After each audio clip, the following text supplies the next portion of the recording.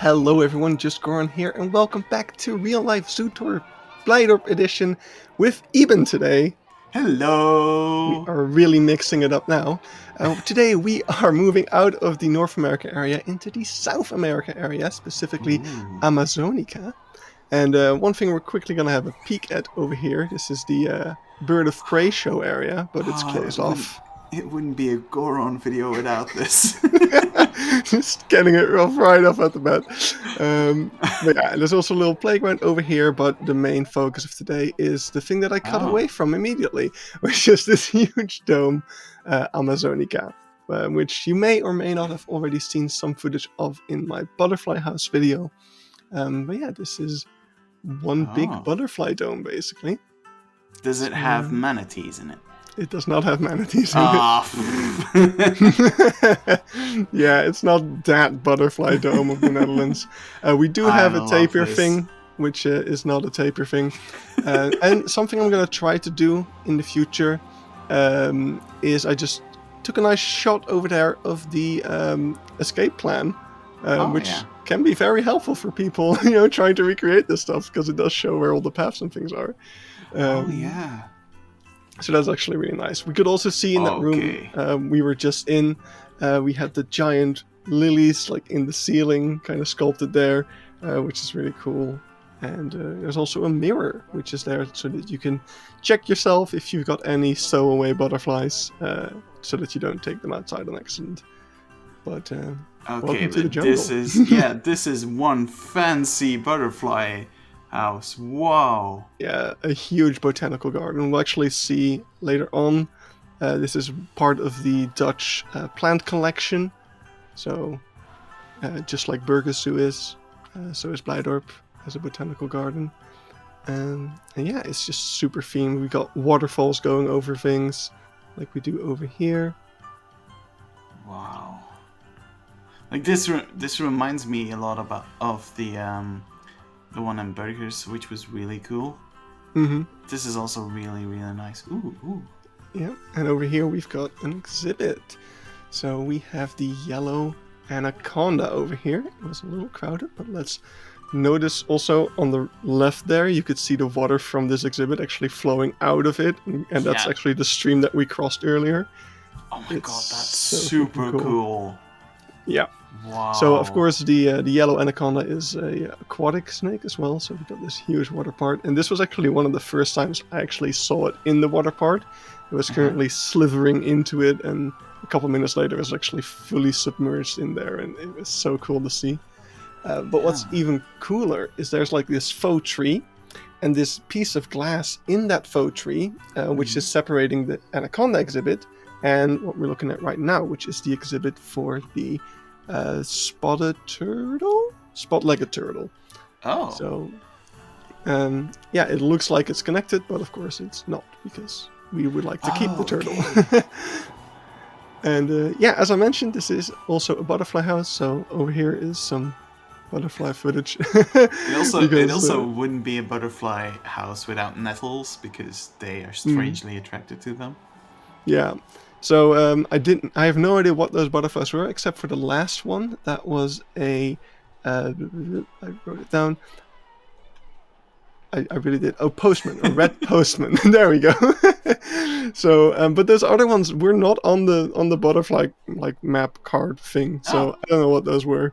I guess it really just depends on which pupies they get sent in. Wow. I also like these kinds of spaces. I think it's one of those things that we don't do enough when we make our own zoos.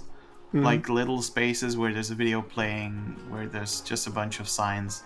Yeah, I mean, there's people who made like classrooms and stuff, but yeah, there's just these smaller things. Yeah, I know. I made a bunch of them. But yeah, these butterfly houses have lots of that, and I just love the theming inside of here. They really just made their own little area. This is really cool. This is. And then you see the beautiful brick behind there. Yeah, but this I was about to say, this is the one thing that I like a lot more than the one in Burgers, because I'm sorry for comparing these, but it's easy to compare the two. Yeah, exactly.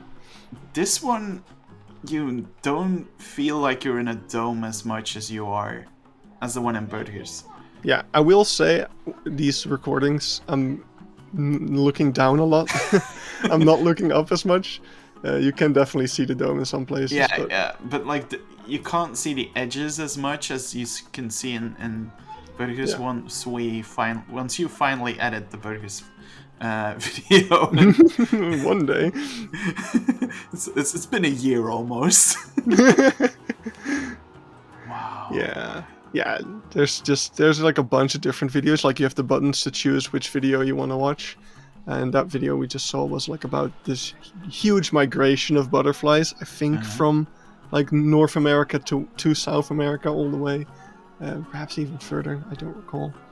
This also wouldn't be a zoo without like very cool theming and then like here's an exit sign. Yeah, I mean that's the regulation thing. Like you kind of have to, but it's always funny.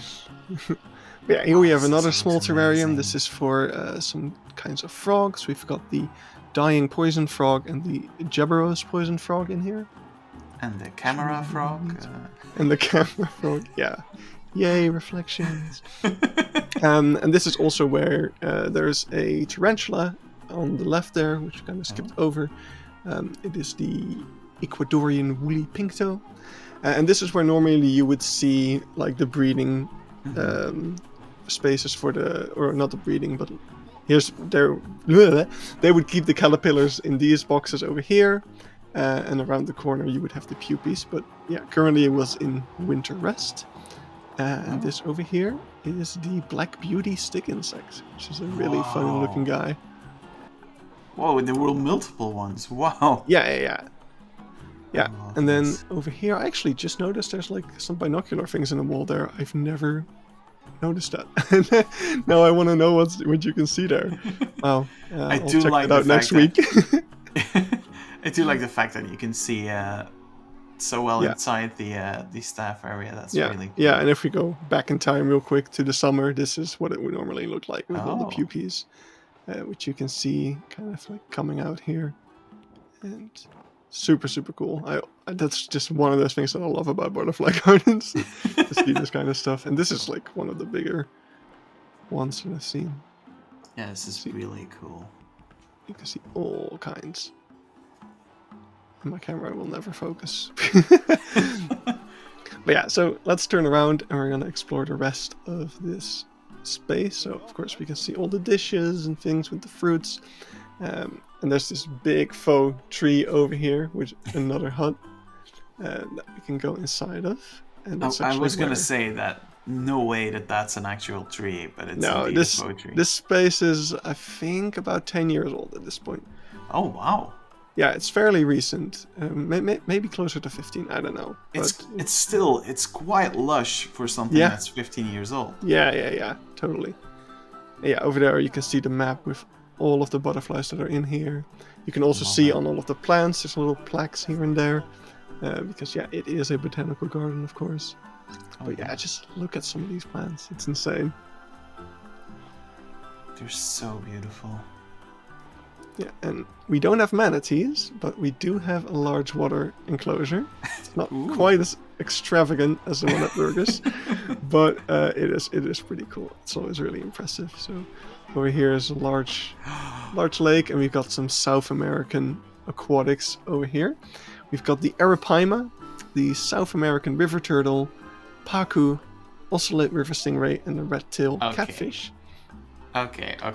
I know that before we start recording, I went, I'm not that much into aquariums. I'm like, fish, but wow. Yeah, I do want to see these. Is so fucking cool.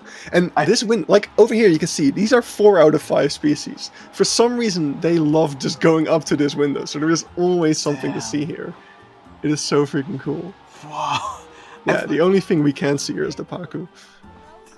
The thing is about these fish, I've always seen them in a mod, like either in Planet Zoo or in Zootopia 2. I never saw them.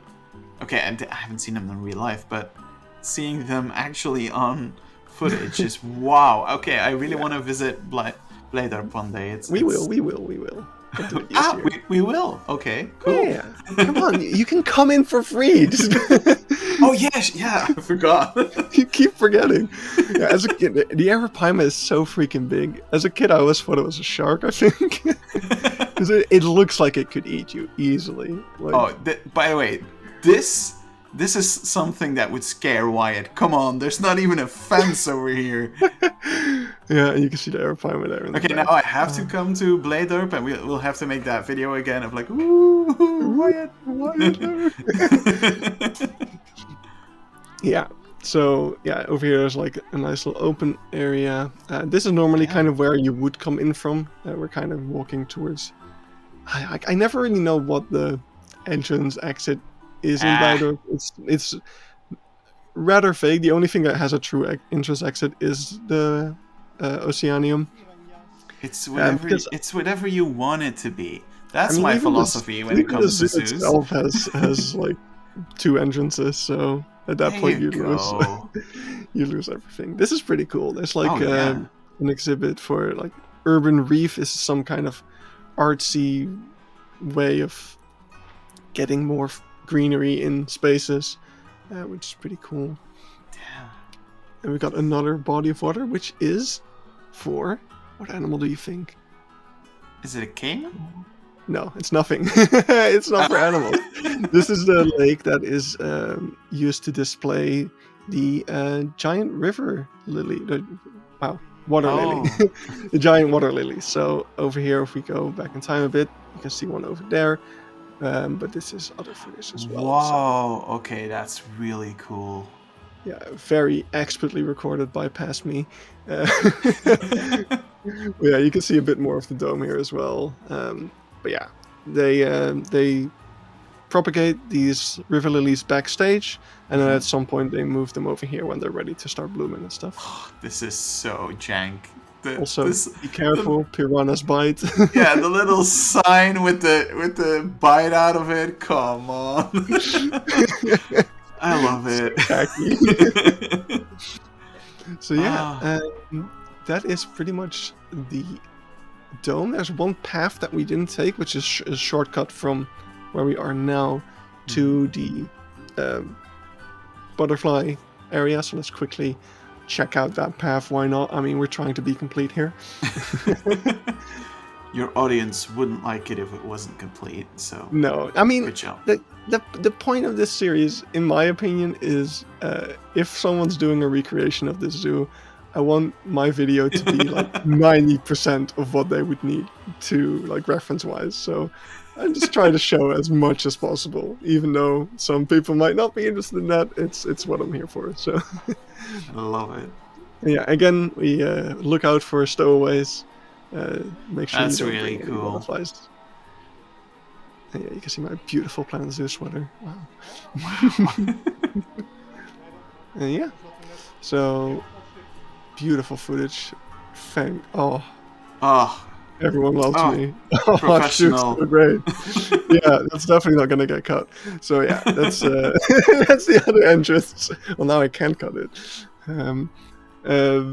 Yeah, that's the other entrance, and over here we can see a bit of the climate control system back there. But yeah, this is kind of the main path. This is why this entrance feels more official, because there's this whole path leading up to it. But yeah, it really just depends on where you're coming from. So let's pretend we are coming from a different side of the zoo. This is the path that you would then walk into. So there's some staffings around there, but this is the entrance of Amazonica then. Is it also just me, or is it like typical for zoos in Belgium and the Netherlands that staff gates are wide open all the time? I don't think I've ever seen those kind of gates closed. I have, but not often. It's really the gate there is the only implication people need, apparently. Yeah, there's a gate. Oh, I can't enter. Oh, but I've it's only open. had it a few times where I come to a zoo for the first time. I'm like, can I go in here? It kind of looks like it. Yeah, I think that's a backstage. And you go in anyway. The last sign that we saw was a kind of a donation sign. which is like there's like a charity organization. It's not really, it's a non-profit organization which basically just raises money for the zoo, and also some wildlife activities, I think, but it's not like the Wildlife Foundation of the Beekse Bergen, which is exclusively raising money for charity.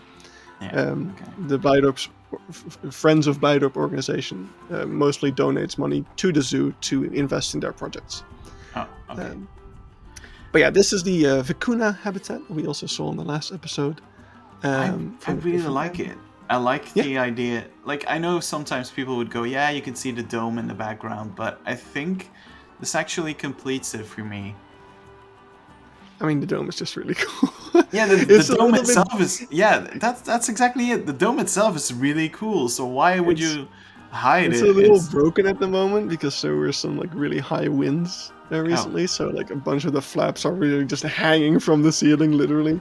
Oh yeah, I was gonna ask you about that. That's being worked on. It's fine. It's probably one of the reasons it's in winter rest. It's because it's literally just freaking broken. But yeah, over here we have a guinea pig exhibit, and both wild. Well, it used to have both wild and domesticated, but at the moment I think it's just domestic. But I think it's really cool. You wouldn't think guinea pigs, like, it's so ingrained in us as just pets that you don't think of it as South American.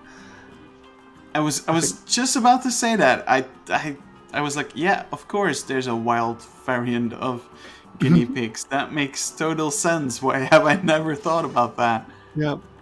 And this exhibit was actually a huge inspiration for what I did in Key Park, which, now that I think of it, I put that in the Europe area, and maybe it shouldn't be.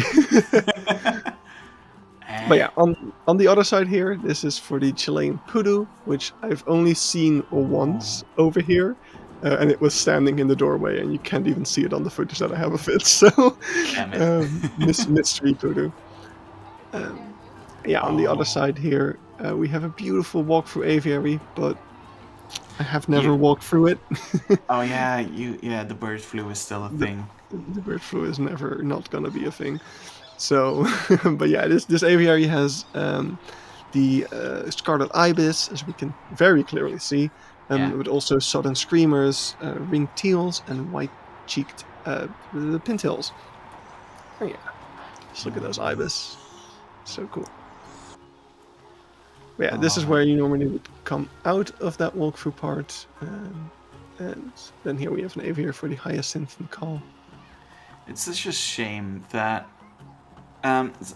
we talked about that. The reason why in the Netherlands your aviaries are closed much more often than ours is because you have more lakes and water and stuff, I thought.